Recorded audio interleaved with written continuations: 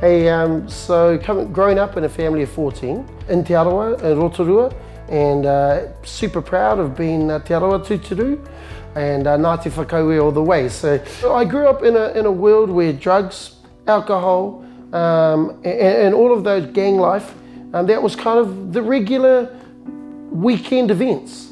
But a couple of very important kind of moments in my life. From the time I was very young, I would probably say younger than 4 even, through until I was 11 or 12, I was molested, sexually molested by a family member, my auntie's Australian husband. I spoke often to my father, or cried often to my father, please don't leave me, please don't leave us here. But the reality was he was an alcoholic, and the draw card for him was this uncle would provide the beers. Probably the other most defining moment was when at 11 years old I come home to hear the news that my mother had passed away. She was sick for a very long time in hospital. While she was in hospital, my father was actually hooking up with another woman while she was in hospital, dying really. When she passed away, one of the most stabbing moments for me was when the woman he was with arrived at the funeral and lay with him next to my mother. I was ready to commit some heinous crime.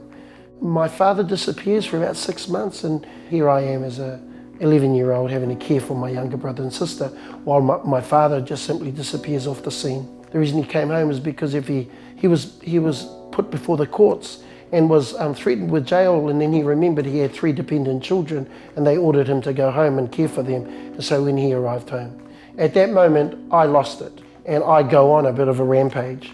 I end up going into the drugs myself, I try running with the gangs, I become a thief for no reason. I decide to ignore my father, and after a few scuffles, but I decide to ignore him. And at that moment, I go next door where a lovely lady tells me about Jesus. Well, actually, it kind of was a little bit worse than that.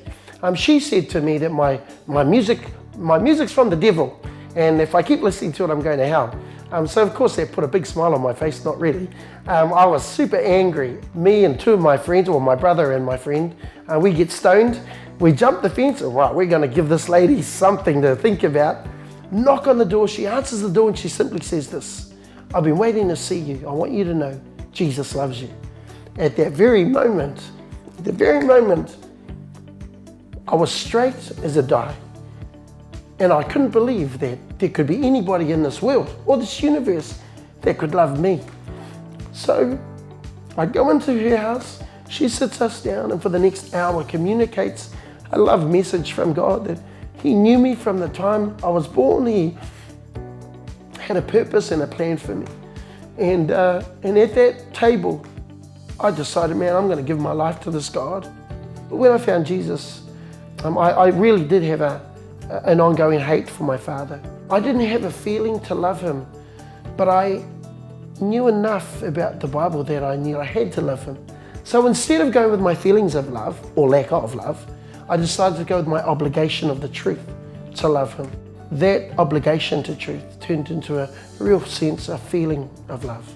And that love turned into a real deep sense of honor for my father. And the lesson that I've learned is that if I remain faithful to the call that God has had on my life, it doesn't mean there are no valleys, and certainly doesn't mean there are no trials or tragedies, but it certainly does mean that as you go through every trial, every tragedy, and every valley, I've got a Savior that I lean on who gives me strength beyond my natural man.